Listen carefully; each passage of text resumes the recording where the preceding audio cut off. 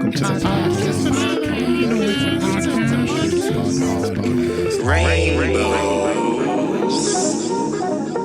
on Wax. G'day and welcome to episode 4 of Rainbows on Wax. I'm Alex. And I'm Steve. And this week we're here to talk about albums, records. What makes a great record? What makes a great album? I think it's something that a lot of people, especially artists, like it's the ultimate goal, right? It's the inspiration. It's the why factor, right? It is. Like we all want to kind of make an album. I know a lot of, in this day and age, we are sort of hit with like, it's all about singles. And yes, totally. From a business perspective, it's all about singles. That's, how you're going to be best releasing music, of course. Mm-hmm. But I think at the end of the day, if you are an artist and perhaps you've made a splash and you've had a single and it's done something and people are interested in you and they're coming to shows and, it's then time to go and make an album and you've just spent your whole career thinking about how to make singles.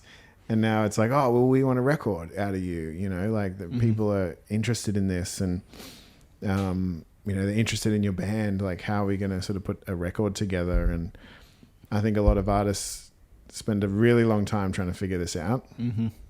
A lot of them have nailed it. Yep. There's some amazing records out there from our past, from our present.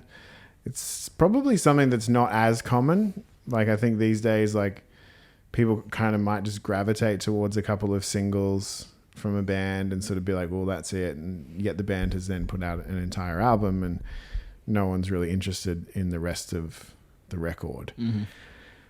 Whereas, we all grew up waiting for that record to come out. We might have heard the single. We might have even just they've dropped the entire album and then there's sort of singles coming out of it.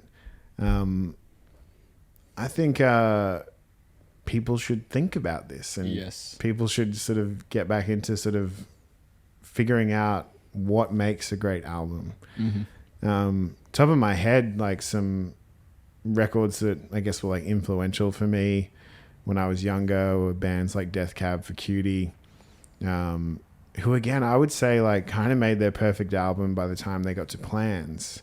Although Transatlanticism is, maybe a perfect album as well. Like Plans is really a perfect record.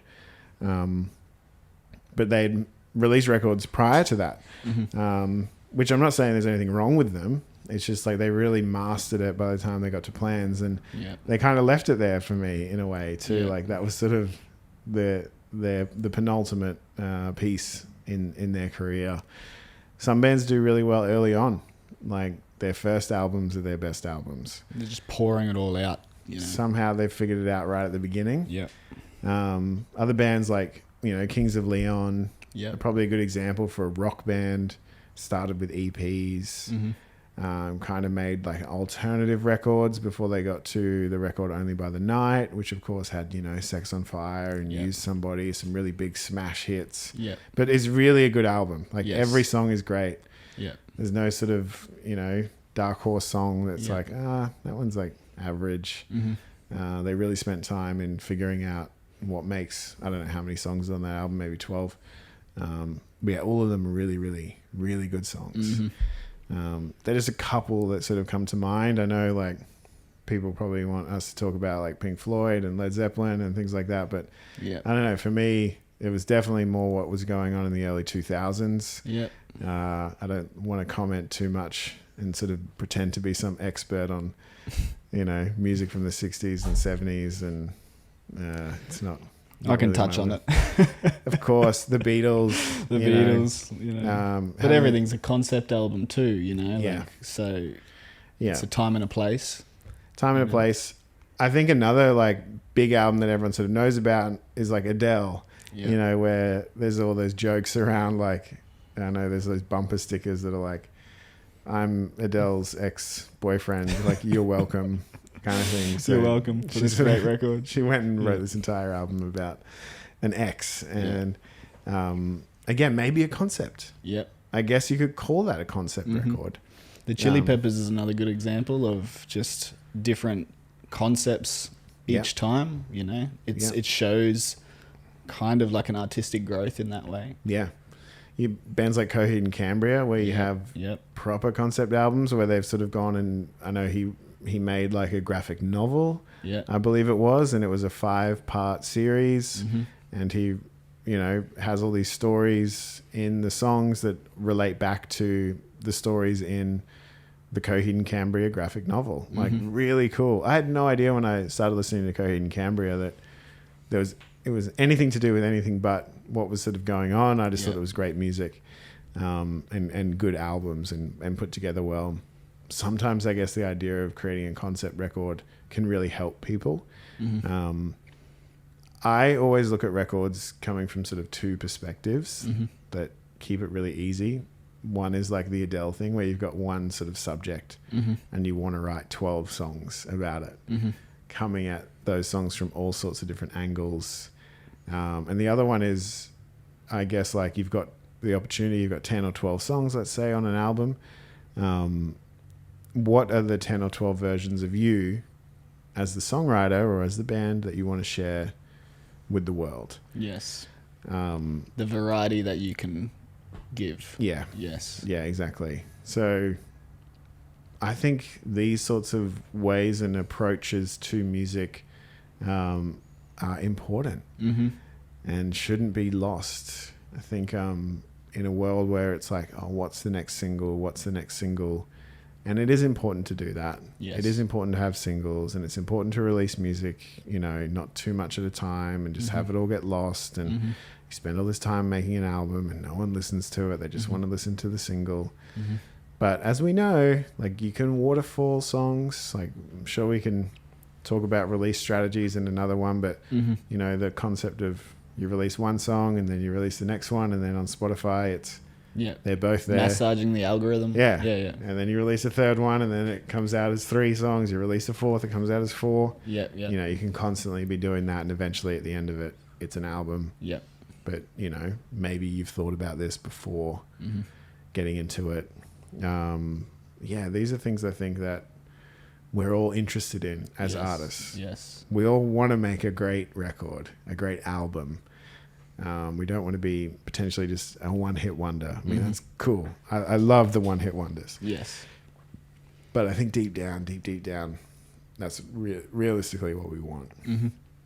So, yeah, I guess, like, you know, I have ideas on what makes a great album.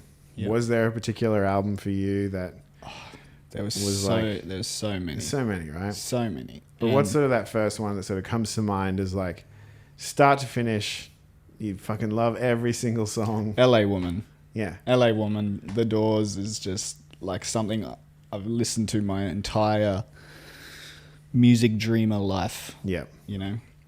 Other than that, it's Sound and Color, Alabama Shakes. Yep. Like, for my production nerdiness, that's one I've dug deep into. And produced by Steve Everett? Yes. Yep. Engineered by Steve Everett. Engineered by Steve Everett? Produced by... We'll come back to that. Yeah, I don't know. I forget as well. I thought Steve was a producer. I know he's a producer as well. Maybe he had a hand in it. I nerded out on that recording so hard. Like, creating the space. Yeah. You know, creating the moments of despair. Like, making sure those emotional moments hit. Sean Everett. Sorry. Sean Everett. You're Steve. I'm Steve. It's an S name. I'm just going to be like, all right, everyone. Blake Mills. Mills was a producer. Okay, cool, yeah. So Sean Everett, amazing engineer. Crazy. There's some really cool stuff if anyone wants to go and geek out on him. Yes. I feel like I don't look at him as much as I should because I'm just very jealous of all the amazing projects he's worked on. He's including very experimental. Very experimental, yeah. Lots of contact mics, that Neumann head microphone, which is like a binaural thing, which Crazy, capturing space. But obviously his credits are things like Alabama Shakes, War on Drugs. Yeah, some really cool records. Like, he was using, because like Alabama Shakes is a great example because Brittany Howard, the vocalist, she's just a powerhouse, right? Yeah. And she can go from singing super sweet melodic stuff to these just rasping, big, full-bodied blues style vocals, and Sound and Colour is that. Yeah. And those guys fully made sure that her stories were portrayed in the correct way, and like I love this. I love how deep he went. Like he was using like kick drum sub mics to record her full power, and then she would stick like cotton balls in her mouth to we're losing the hip hop lords. No. She would stick like cotton balls in her mouth to like slacken her jaw. Yeah. You know, like so talking about great records, like these intentional flavors to tell the story, I think are up there, like maybe the top 3 kind of intentions to put behind it. And Yeah. it's not just in the storytelling, but it's like how you capture those stories, you know? That's right. And that's really the role of a producer. You Yeah. know, like a producer has a massive hand in taking that album that a band has probably written 2 or 3 times what they need for the record, and to hone it all into something that works. And of course, we're talking about music. You could be a home producer, and they could all sound all over the shop, and that's what is the beauty behind the record. Or you go to a producer and you want it all to have some sort of succinct sound, and you want the drum sounds to be kind of similar, I guess, and like you want the vocal sounds to be right for each song, and have some sort of continuity throughout the record. The producer's role, just has to be massive in these sorts of things. And again, the artist could be the producer. So it doesn't have to be an external producer. You probably find that a lot of really great records, one of the band were the producer, like in Led Zeppelin, Death Cab for Cutie, you know, so they've gone and engaged with engineers to capture what they're doing properly. They've rehearsed the songs, they've demoed the songs, maybe at home. They kind of know what they're searching for, and they need an engineer to work with them to best represent what they're doing. And this is where I guess like the role of a producer can really be blurred. You know, some producers are engineers, some aren't. A lot of the best ones are not. You know, the big notable one is Rick Rubin. Yes. Not particularly an engineer, probably one of the first people to say that. I'm sure he understands it quite well. But he's a real broad strokes producer. From the small amount that I know about Rick Rubin, it seems to be he's tackling the big picture. He is looking at nitty gritty parts that affect the big picture, but he understands these bands are great. They've written great songs. He's heard the songs. He loves them. And he's pulling this whole album together and probably creating a team around making that album. And the team could be an engineer, could be a studio, could be a space, could be like just finishing some of the songs and getting the band in the right headspace to go and, you know, finish the music, record the music. Obviously, he's just been a part of such a broad range of music, really great records, Dixie Chicks, you know, System of a Down, Beastie Boys, Jay-Z, lots Run of different DMC. things. Yeah. Crazy. But to go from like System of a Down to Dixie Chicks, 2 very, very good albums, really, really well produced, really well engineered, and both those albums, start to finish, great. Maybe their best work. Was it because of Rick? Who knows? Could they have done it without him? I don't know. No one will really know. Was it his broad strokes in kind of their approach to putting this album together? You know, did that play a part in it? And again, I sort of look at it like when you are writing an album or making an album, the singles is where you cast a wide net. So you got these singles that sort of go out to the world and capture as many people as they can. And then in that net, all of your like hardcore fans they latch on and they come into the album and they love the album. And then everyone else can just listen to the singles, and that's fine. But for those like hardcore fans, and we're all a hardcore fan of somebody. Mm-hmm. There's somebody that we love. Mm-hmm. I'm sure like lots of young kids love Taylor Swift, Mm-hmm. you know, and really invest in all of her albums, whereas I could only name her singles because I could probably barely name those. But, Yeah, you know, yeah. I'm not a huge fan of Taylor Swift, but it's only the singles that grab me because I'm not a huge fan of hers. Whereas like I am a huge fan of artists like The Band or Death Cab for Cutie, and I can probably name most of the songs on those albums and talk about, you know, how they were produced or not. Sometimes I don't want to know. Yes.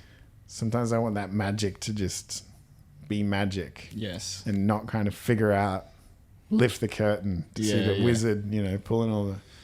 It can be a strings. blessing and a curse. It can be, Yeah. yeah. When you sort of figure out how the pie is made, Mm-hmm. it can often be, Less delicious. yeah, yeah, 100%. Yeah.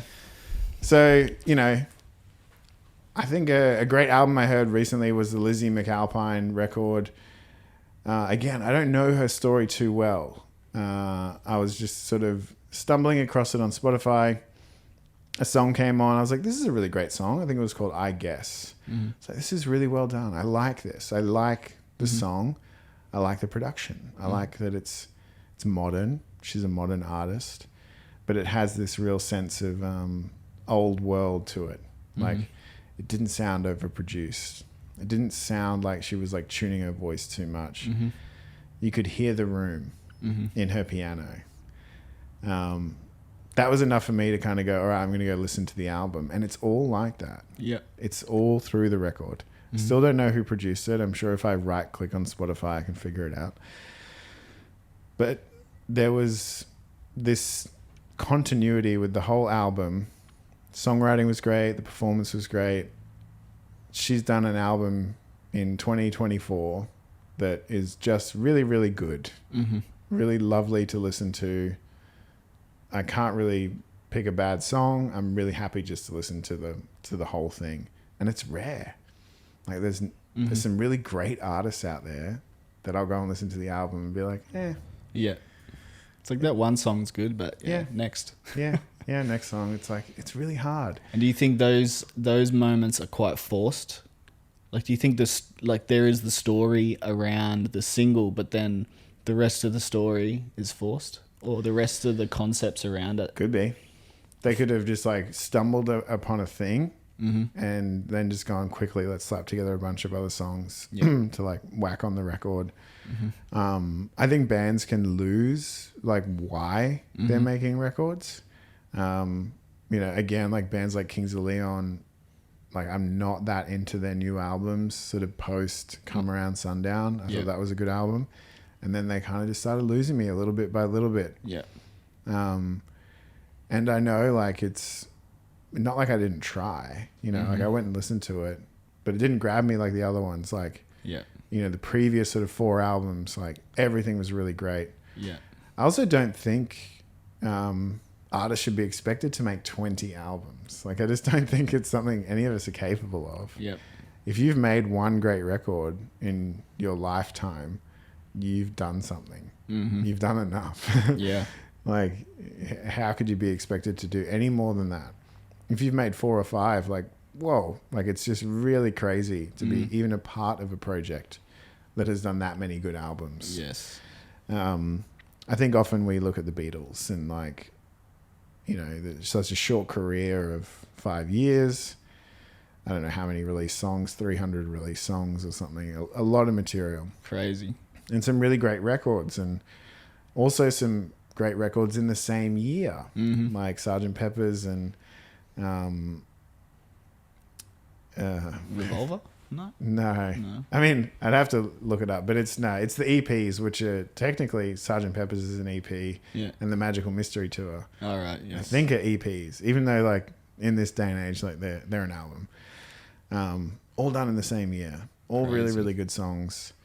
When I sort of look at Beatles records, especially those, I don't really see a concept. I sort of see different, I mean, there's different songwriters and things, but See the time and the place. yeah, there's sort of 12 versions of these people that they've put into a song. And I think it's a great concept for young artists to think about. Mm-hmm. You might be a sad acoustic songwriter. You might be like a rock band. You might be a punk band. And yeah, sure enough, if you're doing a concept album where it's just like, I want every single song to be all about this one topic, like, cool, go for it, figure it out. But I really love when I can hear a band that sort of go, okay, like, we're writing sad music, or like, you know, vulnerable music. And instead of just picking one thing, they've gone, well, I'm going to write about my brother. I'm going to write about my ex-girlfriend, my ex-boyfriend. I'm going to write about growing up. Yeah. I'm going to write about how I think about getting old. Yeah. I'm going to write about what I think about the beach. Yes. I'm going to write about, you know, what it feels like going to the shopping center. Yeah. Like having these concepts and these perspectives, I think, is what kind of makes a great record. Because that's what we sort of invest in as fans. Yes. Is that person. We relate to it, Yeah. right? The interpretation it's so relatable that we almost put ourselves in their shoes in that sense. And do you have like favorite storytellers in that sense? Well, the big one that always comes to mind for me is Death Cab for Cutie. You know, an early 2000s band. The storytelling I think Ben Gibbard uses is always pretty cool. Coming of age. Coming of age concepts, coming of age stories, what it's like to be a teenager and what it's like to fall in love. And his perspectives on those things have always grabbed me. He's metaphorical without being metaphorical. Like, he creates his own metaphors. Yes. Very progressive, the songwriting. There's often not many choruses. It's sort of like trains of thought. The way that just he observes things has always grabbed me. So there's never the same formula? Or There's it's definitely, like the formula is him, the way he would tell the story. yeah. I'd say there's like maybe like 2 or 3 songs that follow, like, I would say, a similar formula. So whether that be sonically, production wise, you know, like there's sort of maybe 2 or 3 songs where he's gone like, this is just like a steady story all the way through, and the music kind of grows and lifts, and there's like a big sort of juicy ending. I'd say there's a handful of songs he kind of writes that way, and then there's some where he just does like verses and choruses and like standard songwriting structures. And then there's ones where he kind of might blend the two, might think about sort of adding in instrumental sections as well, which again, in this sort of like day and age, like we're just told like, get to the chorus. Like, don't have a minute long. Yeah, do the Bob Marley and just start with the chorus. Yeah, start right away. Start with vocals, grab people. Yeah. And yeah, like if that's not your thing, it just sucks. Like to have to be told to work that way or to write that way. Like if you want to sort of set up this sonic platform for people to take your music on, I guarantee there's kids out there who are going to find it and listen to it and feel that it's refreshing from what's normal, or what's considered normal, I guess, these days. And like, yeah, getting rid of these intros and just starting right away. Sometimes the music, it should be that way. Sometimes your intro is boring. So it's just, there's no point. If you're clever enough to make these amazing instrumental intros or outros or bridges or parts in between songs, like if you're clever enough to do it, then yeah, for sure, do it. But yeah, if it is just fluff, then If it's fluff, don't do it. get rid of it. If it's a mood setting tool, Yeah, exactly. Yeah. What do you think on the Sunshine Coast? So we live on the Sunshine Coast. It's you know, it's beachy. Like it's often what defines us up here. There's a lot of like every kind of music exists up here. Dark music, light music, happy, sad, everything. Is there any bands up here or anyone that you know, you believe sort of has it in them to make the great record? There are there are a bunch of people that can tell an amazing, captivating story. And straight off the top of my mind, Julian Homewood's record, I'm having so much fun working with him on that one. The way, like we were talking on our last episode about performing to a click track and trying to just sit in that pocket, Julian doesn't do that. Yeah. Julian will make the most complicated chord structures and piece them together in this like quite psychedelic way, and he'll take the simplest of stories and turn it into quite a complex song, but something that is interpretable by many people. Yeah. Demi Cash is another one. She does quite emotional, powerful music. You know, she will build mood. Yeah. You know, so, you know, Jack McCulloch, Chucho Bruno is another storyteller, but his style of storytelling is through chordal structure. It's through instrumentation. It's through layering and giving you something, then taking it away. So if you know your tools, like, I think there's many ways to tell a story. Yeah. Same with an artist painting a painting. Like, at the end of the day, it's just got to be open for interpretation. Yeah. I feel. These young guys I've just been working with, Glycol, they've just done 10 tracks, quite heavy. Like, it goes from fast, like punk, to like quite headbanger, mosh pitting music. But Carlton's storytelling style is so relatable to my teenage self. Like, he just threw me in the nostalgia bus, you know, and I went for a ride for a week. It was amazing to be in that, like, on the other side of the glass and just watching him throw down that way. And like, all of these artists, and plus many more, you know, Shannon Soul Carroll, amazing storyteller. Yeah. There's many folk artists around the coast here that can do it, and not just folk, but, you know, it's the talent that we are immersed in right now. It just makes you want to write better music. It makes you want to make better albums.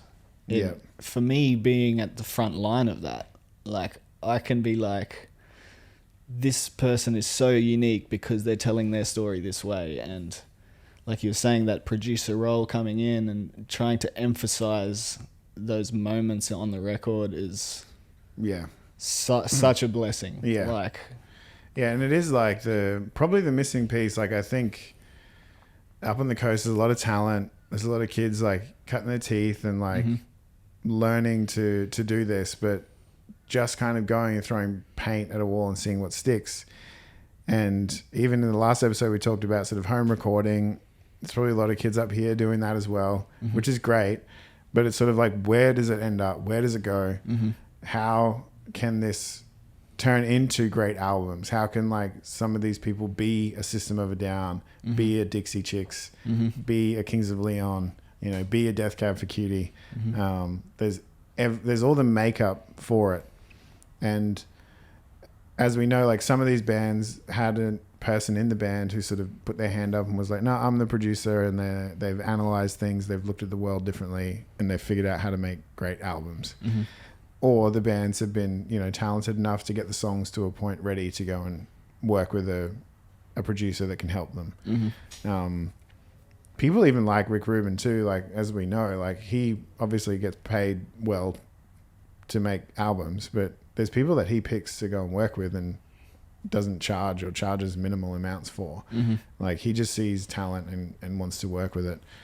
And I think that's probably our missing piece up here is as well, is like, up until recently, there probably hasn't been that many producers on the coast. It's probably been, they have to go to Brisbane, Sydney, Melbourne, or overseas to Europe, UK, America, to find these people to work with.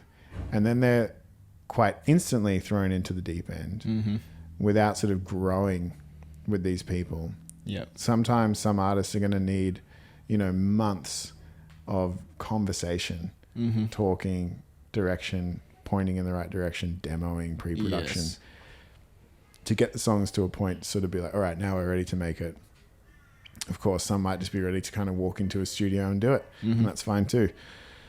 It's not always the case. I think a lot of the time it's the months on end that us as producers, like you work with the artists and you get them mentally prepared for what it means to make an album, or you tell them like there's not enough songs here. You're not ready yet. Like these 15 songs that you've written are great, but 5 of them are really, really good, and 10 are okay. So give me 30 more. I know. Yeah, that's right. You want to make 15 tracks or 12 tracks or whatever you want on there. It's going to take some more writing. Yeah. And sometimes they can get stuck. Yeah. And I think it's in these conversations in like analyzing what makes a great record. What's your favorite albums? Why are they great? Are they a concept album? Are they all about an ex-lover? Are they all these different versions of who you are, who you want to express? Your angry side, your happy side, your funny side, your drunk side. Like, how do you put that into a song and refine it down? I always like to talk about songs or albums too, like food. Like you don't want a bowl of salt. Yeah. If every single song is salty. Yeah. Like salt's great. We love a bit of salt. But we need some meat. We need some sauce. We need some veggies. Yep. Yeah, it's about creating this balance. Yep. And it's in a song and it's in an album too. So when it comes to it just being like, oh, what have I made here? Like, give the songs names or like other or colors or bits of ingredients in a dish. Yeah. Be like, oh, like, listen, I'm going to put all these songs in the salty category because you're kind of angry. Yeah. So like, where's the sweet side of you? Yeah. There is a sweet side of you. I know you. You're a friend of mine. Yes. Like you're funny sometimes. Like all your songs are really angry. Like there has to be a funny side to you. Yeah. Or else you're just kind of doing the same thing. And you're talking about mentality right now, right? It's like treat your songwriting and your storytelling as this outlet. Like it's like if you are someone that journals a lot, or if you are someone that struggles, with mental health or something, just put these struggles into paper. Yeah, the vulnerability. That vulnerability will make great stories. Yeah. Right? And it could be the simplest thing. Like you were saying, it's like, I ate a shitty salty meal. Yeah. That broad term can be interpreted in many different ways. And if you dress it right, like I think many vulnerable moments in our lives can be considered a great story, and not just a great story, but something believable and something delivered in a way that is quite believable. Yeah. Some of the great music we're talking about, we believe what they're saying. Yeah. We, like Alabama Shakes, Give Me All Your Love. That's a song about a frustrating partnership, right? It's about like the partner not opening up to the other partner, and the love language might be communication. Yeah. Right? So, well, this, open for interpretation. This is how I'm interpreting it. Yeah. But when she sings those the vocal verses, she's like all the music is so small and soft and vulnerable. It's like you feel small when you are put in that position as a human being. Then the frustration comes out. Give me all your love. She's screaming over that microphone. Yeah. It's a simple line. It's a one give me all your love that's the whole chorus. Yeah. It's not an expansive vocal part. It's just the way she's portraying it. Yeah. And that's what we love about it. We believe it because she's just screaming that frustration out there, right? That's it. That believability it can be interpreted in many different ways, and I think keeping it simple is gonna be your best friend. Yeah. you know? Yeah. Not underestimating like situations in your life and stories, like something as simple as like, you know, again, not that I'm a surfer, but like say like 5 days in a row the surf's bad, you know, or like it's just the timing hasn't worked for you.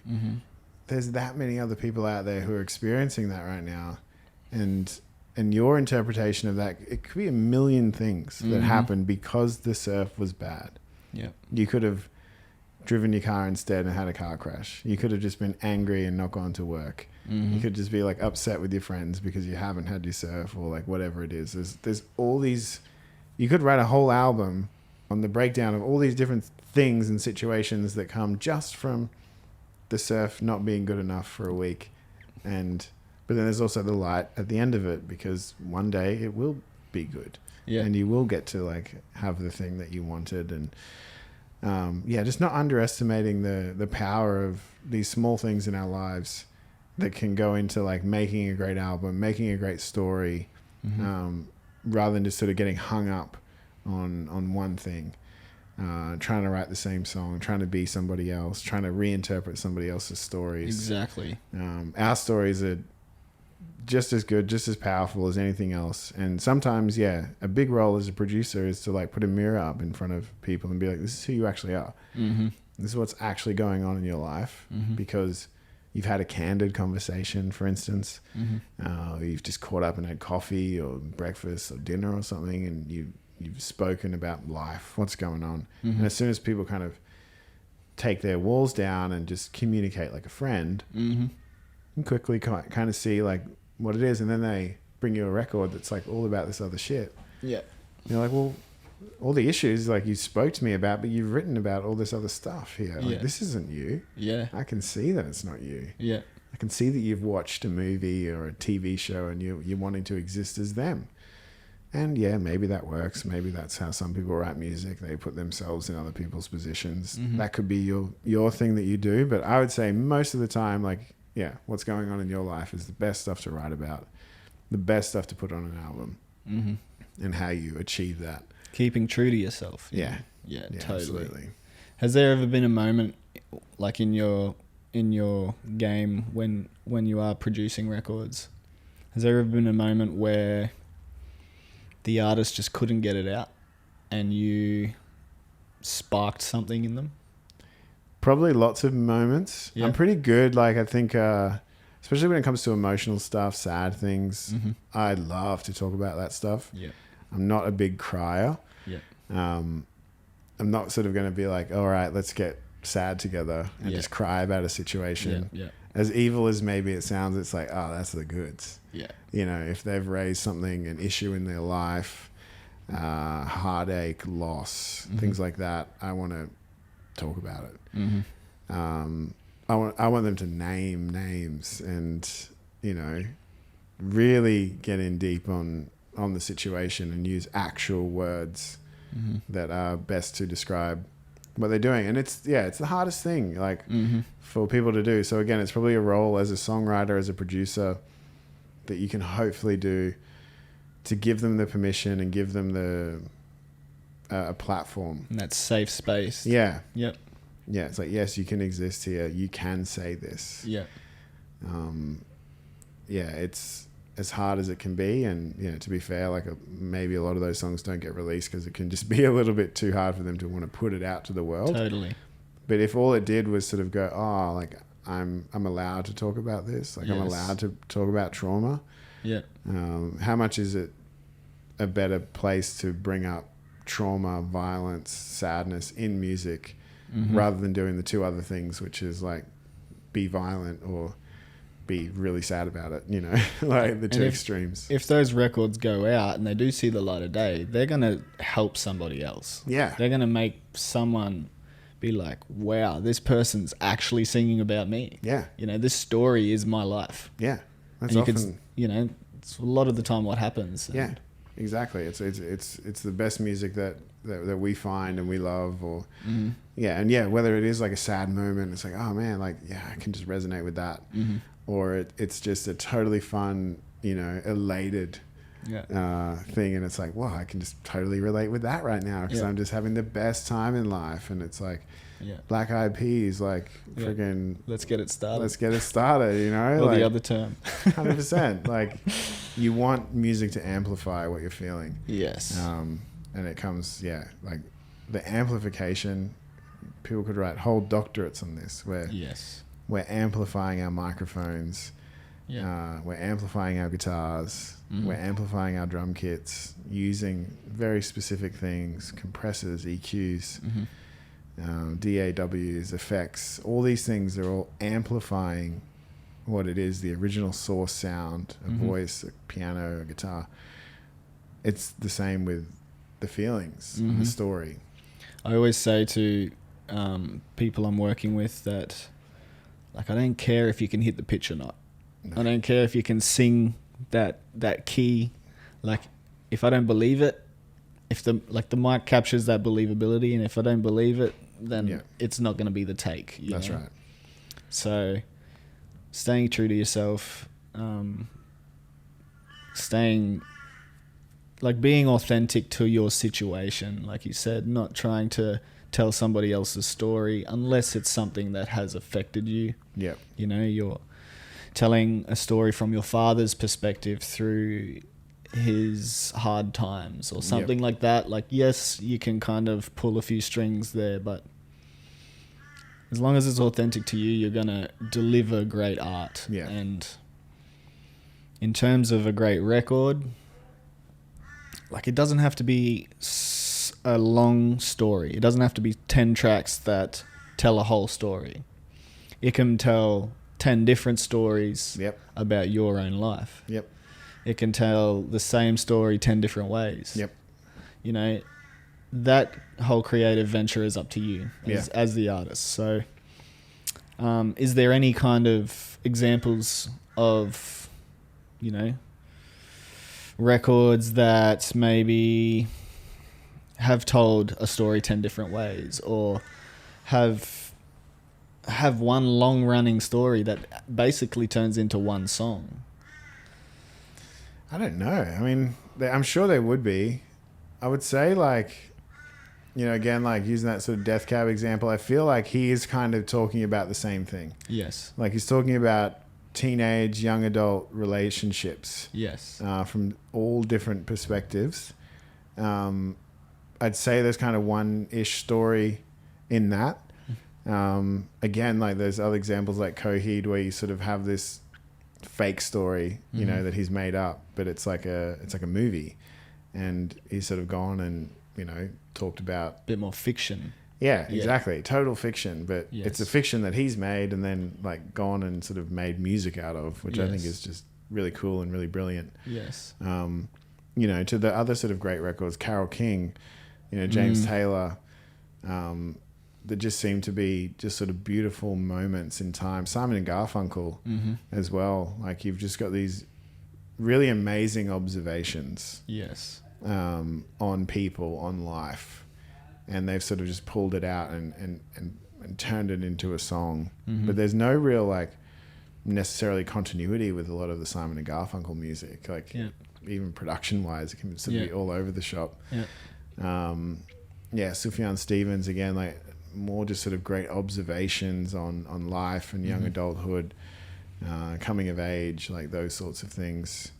I don't know. There's not really too many records that I listen to that are just, like, completely happy. Yeah, definitely not. I think, like, a lot of it is kind of this melancholy things. I guess the Beatles, like, they have these sort of happy songs, but they're just so varied. Varied with production, varied with instrumentation, varied with songwriters. But, you know, it's sort of what makes those really, really great records.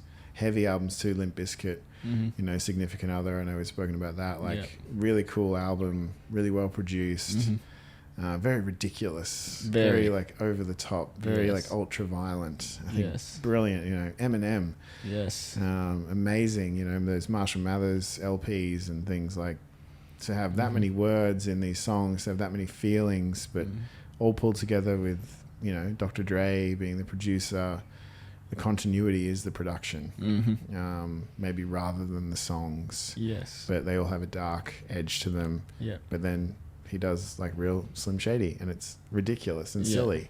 Yeah. And then goes back to having a really dark tone or undertone to the music. Yeah, there's some really great records. People should comment their favorite albums, Definitely. and if they agree or disagree with anything. Give us some stuff to listen to. Yeah, Yeah. proper records, front to back. Yeah. Yeah, I mean, there's so many. I'd have to look up all the ones I really love. Yeah. Chance the Rapper, like early on, Under Oath. Tyler the Creator's Call Me If You Get Lost. Yeah, I thought that was brilliant. yeah, Like that whole concept of, you know, even the album cover, it's like his license card, yeah, his license. yeah. You know? On the front. Yeah. Little I'm like- Birdie was like a covers album. Yeah. I think it was a Little Birdie, or Birdie, sorry. Yeah. Just that artist Birdie, and she did an album of covers in her own way. Yeah. Brilliant. Like, Yeah. it was just awesome that, you know, she sort of went out and did that. Mars Volta, like Mars D-Louse, Volta. All of those Francis the concept albums are amazing. Yeah. You know? really, really good. Like Chili Peppers records. There's Yeah. a lot of bands that have done it in going out to make sort of great records. Californication's a really good example. Yeah, You know, Yeah. of a record that is just tying together basically young kids surviving in such a like hectic place Yeah. on earth, you know. yeah. Again, using production, using, you know, lyrics are ridiculous too. Like, do Yes. they mean anything? Who knows? Yeah. I don't know. It doesn't really matter. Sometimes it matters. Sometimes it doesn't. It's like keep the, like you said, it's like don't reveal what they actually mean. You Yeah. break the spell. Yeah. Deep Forest, another really great record, 91, just this amazing sort of record using samples and basically just makes you feel like you're in a forest the entire time. And it's called Deep Forest. Yeah. And it uses samples of tribal singers and French singers and just creates this soundscape. Again, there's no English in it, I Yeah. don't think.